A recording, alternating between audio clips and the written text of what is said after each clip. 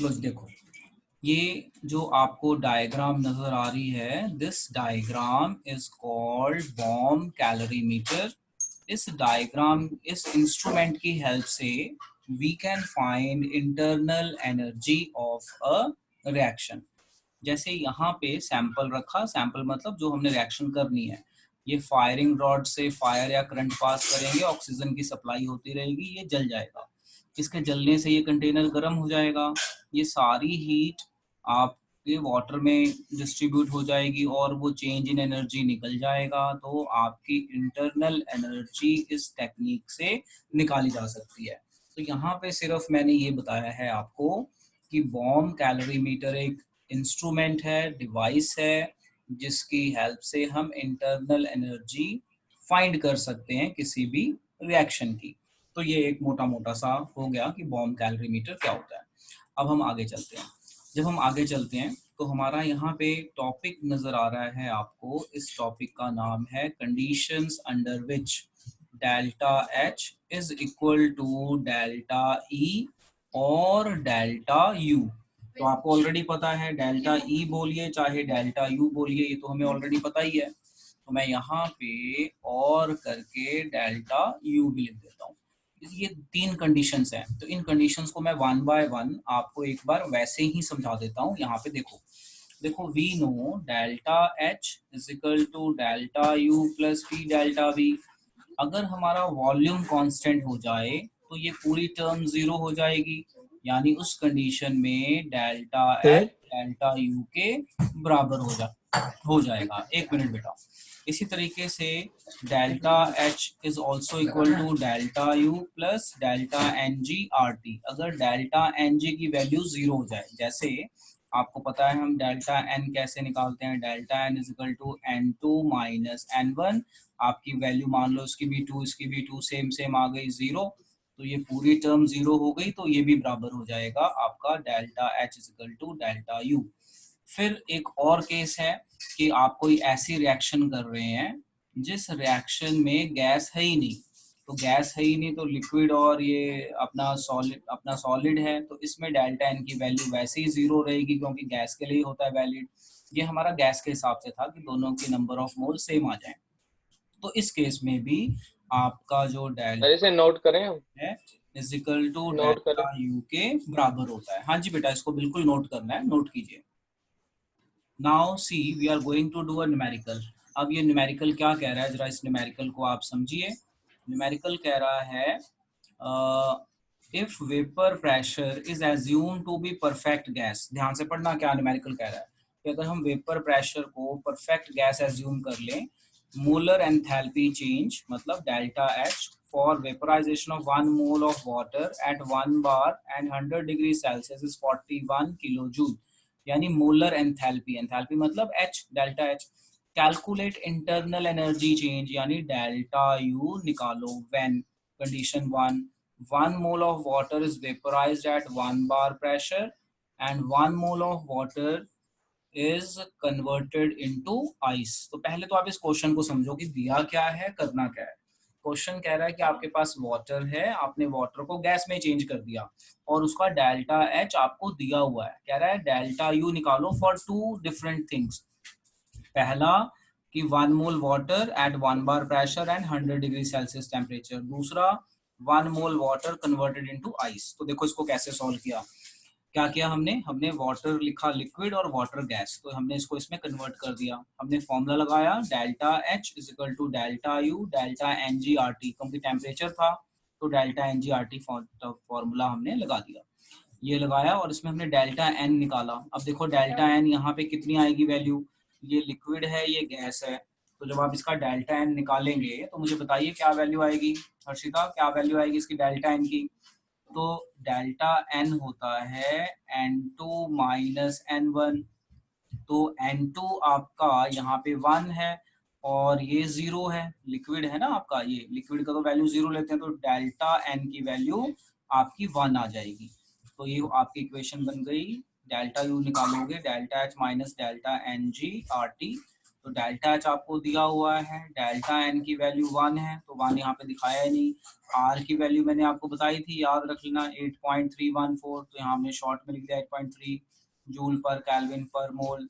फिर उसके बाद आर हमें आर हो गया, टेम्परेचर हमारा 100 डिग्री है, इसे हम केल्विन में चेंज कर लेंगे तो हमारा 273 ऐड हो जाए अपना हो जाएगा, तो 373 बन जाएगा। बस इसे सॉल्व कर लेंगे, ये हो जाएगा। देखो आपको फर्स्ट पार्ट समझ में आ गया, फिर सेकंड पार्ट समझाते हैं। Now let us try to understand its B part. B part में भी क्या कह रहा है निकालने को हमें? बी पार्ट में कहता है कि same calculate internal energy change when 1 mole of water is converted into ice. तो हमने फिर से इक्वेशन बनाई, वाटर लिक्विड टू सॉलिड, तो अब यहाँ पे लिक्विड टू सॉलिड बन गया, यहाँ पे लिक्विड टू गैस था। अगर आप देखो वेपराइज, वेपराइज मतलब गैस। अब second case liquid to solid बन गया, तो लिक्विड टू सॉलिड बन गया, तो इसका डेल्टा एन निकालोगे तो इसमें तो गैस है ही नहीं। तो अगर आप डेल्टा एन निकाल रहे हो, इसमें गैस है ही नहीं, तो डेल्टा एन की वैल्यू 0 हो गई। तो अगर आप 0 से मल्टीप्लाई करोगे इसको पूरा, तो पूरी वैल्यू 0 होगी। तो अब आपका जो फॉर्मूला होता है कि आपका यहाँ पे एक फॉर्मूला आ जाता है, फॉर्मूला आता है आपका लाइक दिस कि delta H is equal to delta U plus delta N G R T.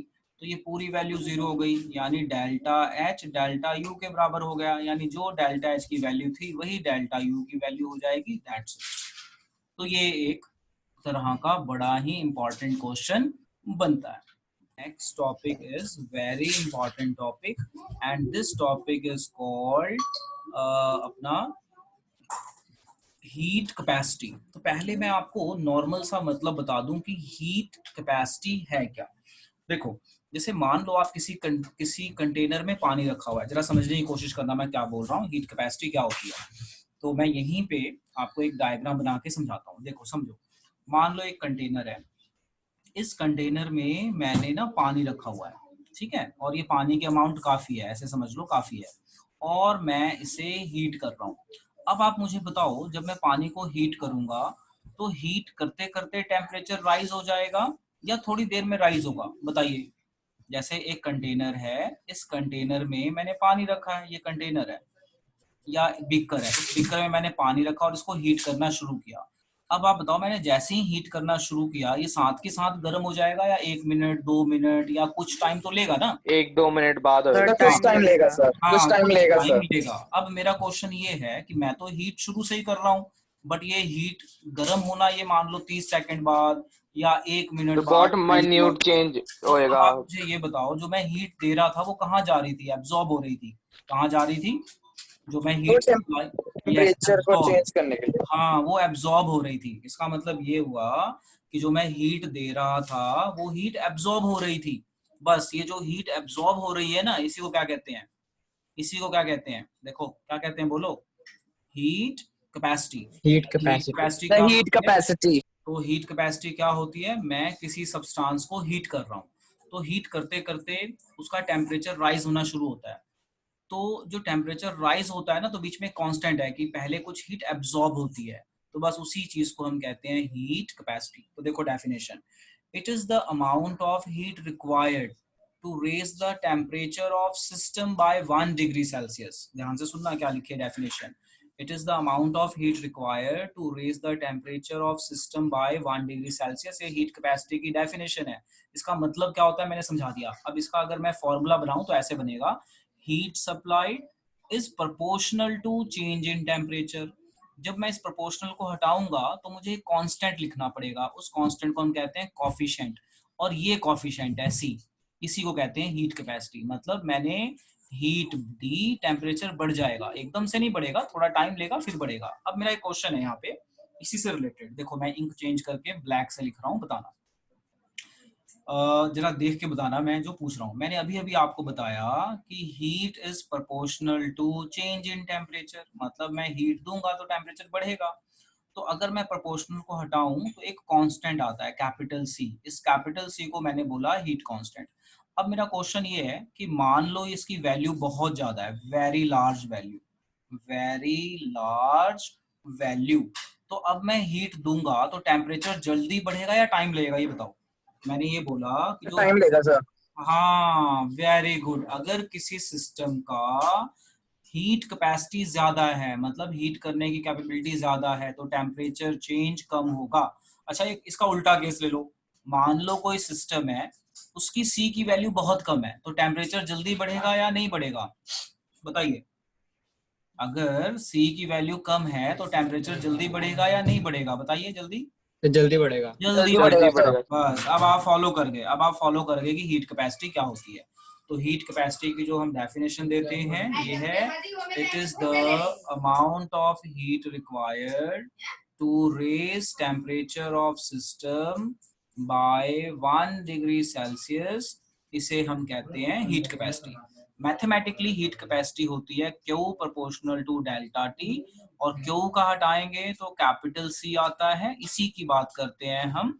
और ये, और यहाँ से अगर मैं C बाहर निकाल लूं तो heat capacity is equal to Q by delta T, unit होती है जूल पर केल्विन, और ये फॉर्मूला बन जाएगा। अब देखो डेफिनेशन पढ़ते हैं, और अच्छे समझ में आएगा। It is the amount of heat required, ये C है ना, C is the ratio of Q by delta T, amount of heat required to raise the temperature by 1 degree Celsius, यानी जो भी टेम्परेचर होगा उस सिस्टम का 1 डिग्री बढ़ाने के लिए वो हीट कैपेसिटी के बराबर आ जाता है।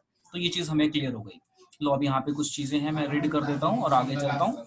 यहाँ पे जो भी चीजें बताई हैं वो सारी मैंने यहाँ पे आपको बता दी।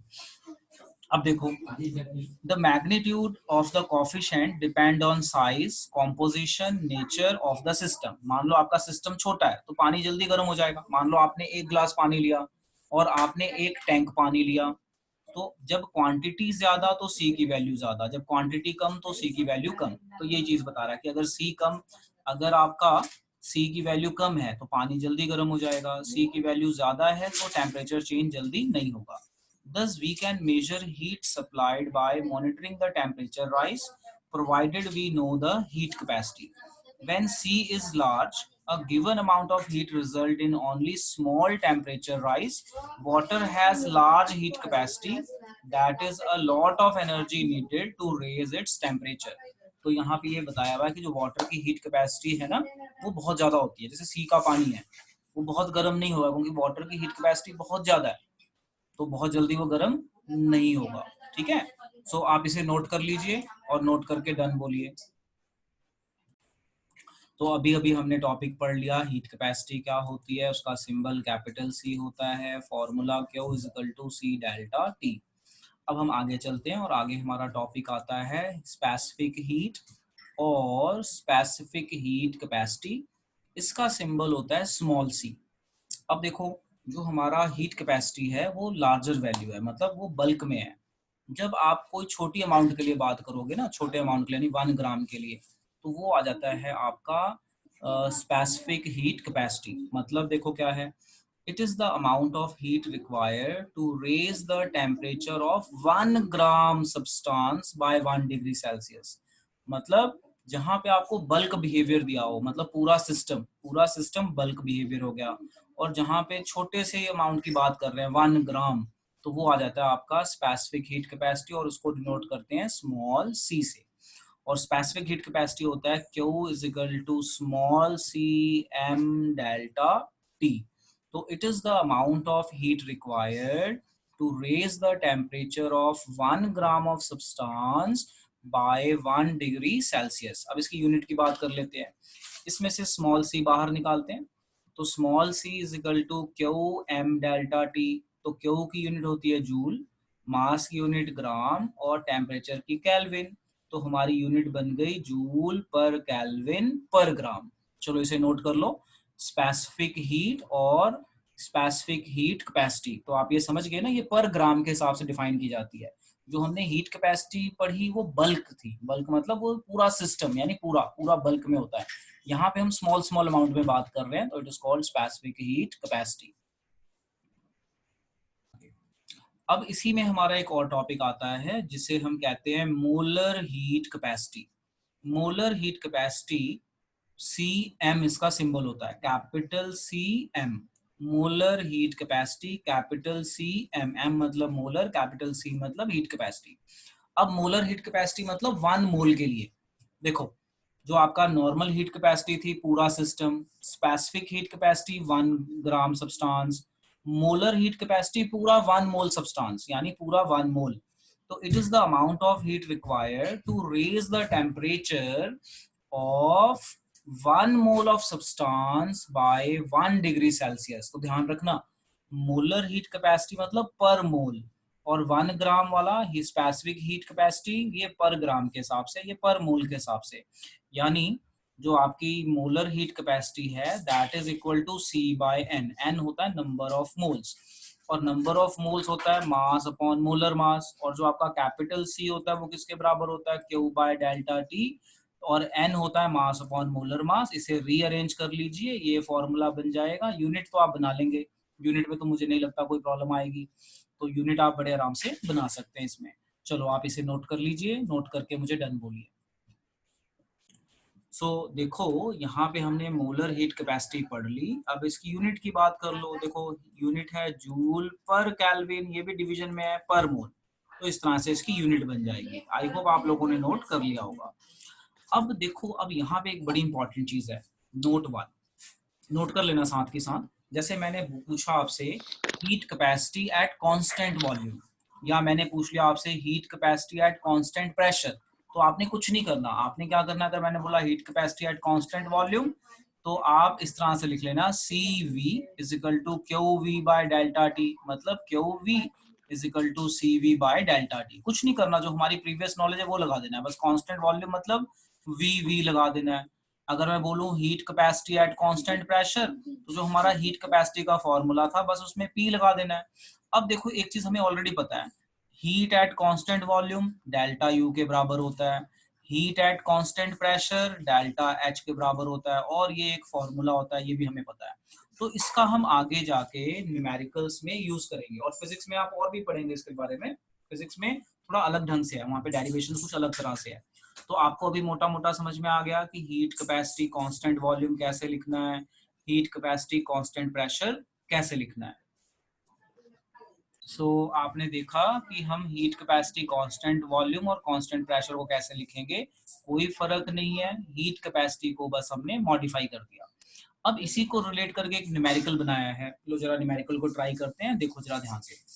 अ piece of aluminium metal weight 3 gram requires 5.4 joule of heat, मतलब ये क्यों दिया हुआ है, to raise temperature from 298 kelvin to 300 kelvin. यानी कितना टेम्परेचर बढ़ा बेटा, कितना चेंज आया, अगर 298 से 300 2 जा रहा है, kelvin. Yes 2 kelvin. Then find C मतलब कैपिटल C मतलब heat capacity, and small c मतलब स्पेसिफिक हीट, एंड CM मतलब क्या फाइंड करना है, 3 चीजें फाइंड करनी है, capital C, small c and CM मतलब मोलर हीट कैपेसिटी। तो देखो क्या किया मैंने, फॉर्मूला लिखा, उसमें वैल्यू डाली, तो क्यू दिया हुआ था, चेंज इन टेम्परेचर दिया हुआ था, सॉल्व कर लिया। स्मॉल c निकालना है तो क्यू M डेल्टा T लिख दिया, तो M भी हमें दिया हुआ है आपका 3 ग्राम मास, तो वो मैंने पुट किया, सॉल्व कर लिया। इसी तरह से CM निकालना है तो C बाय N फॉर्मूला लगाया, इसको मॉडिफाई किया, मास अपॉन मोलर मास, ये सारी वैल्यू पुट कर दी, तो डेल्टा T 2 है, मोलर मास आपका जो है मास 3 है, मोलर मास एल्यूमिनियम का 27 होता है। तो आप इसमें पुट करके आप इसे बड़े आराम से सॉल्व कर सकते हैं, और इस तरीके से इसका आंसर आ जाएगा। चलो नोट कर लो, देखो क्यू आपको दिया हुआ है, क्यू इज 5.4, और मोलर मास एल्यूमिनियम का 27 होता है, डेल्टा T 2 है, मास गिवन 3 है, तो बस इसमें पुट करना है, मल्टीप्लाई डिवाइड करना है, आपका आंसर आ जाएगा। अब आप इसे नोट कर लीजिए बेटा।